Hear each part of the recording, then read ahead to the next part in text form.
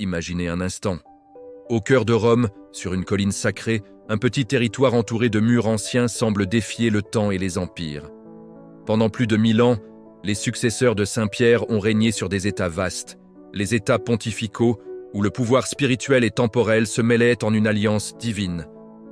Mais un jour, ce pouvoir fut arraché.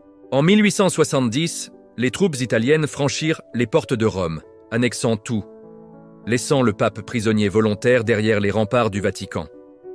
Pie IX, puis ses successeurs, refusèrent de reconnaître ce nouveau royaume, se déclarant captifs dans leur propre demeure.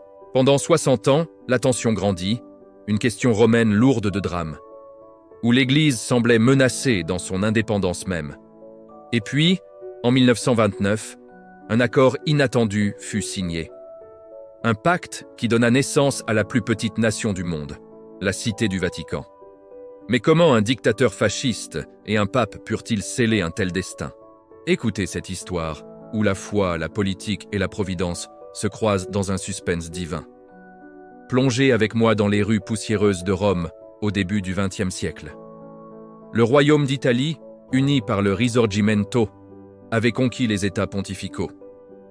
Le pape Pie IX s'était retiré au Vatican, se proclamant prisonnier.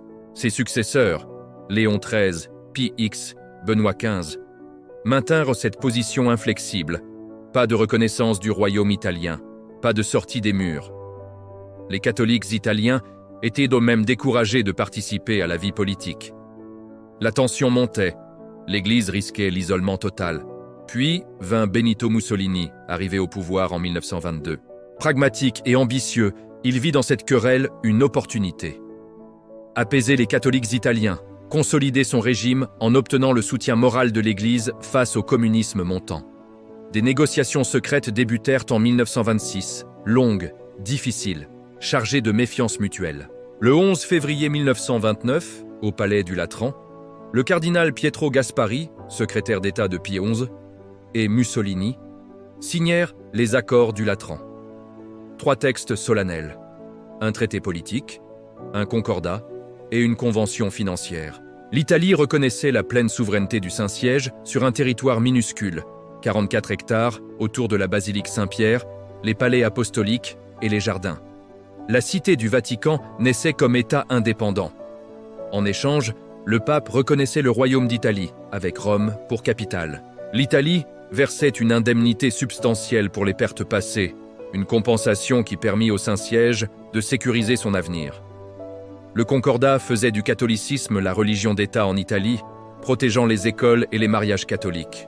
Mais au-delà des clauses, quel drame spirituel!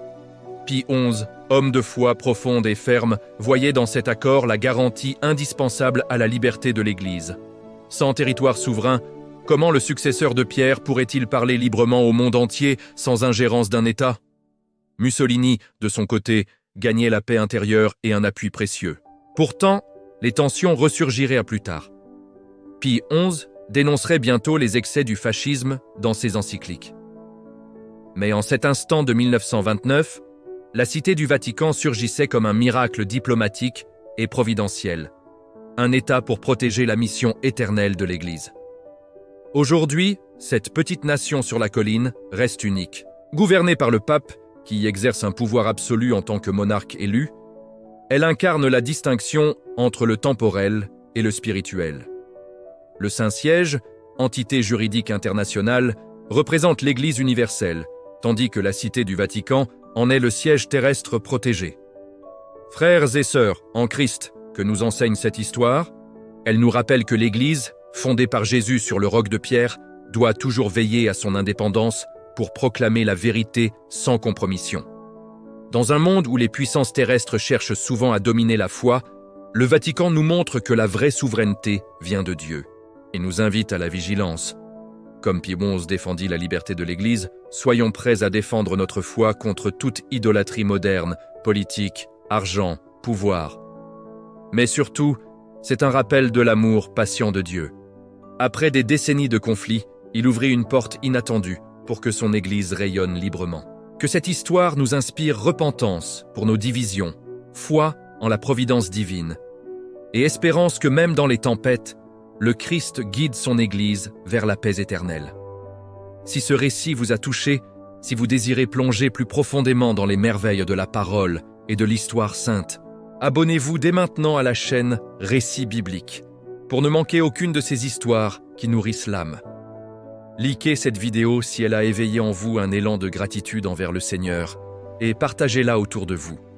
Famille, amis paroissiens, car le message de la foi doit voyager comme l'Évangile jusqu'aux extrémités de la terre. Que Dieu vous bénisse abondamment et que la paix du Christ règne dans vos cœurs. À bientôt pour une nouvelle aventure spirituelle.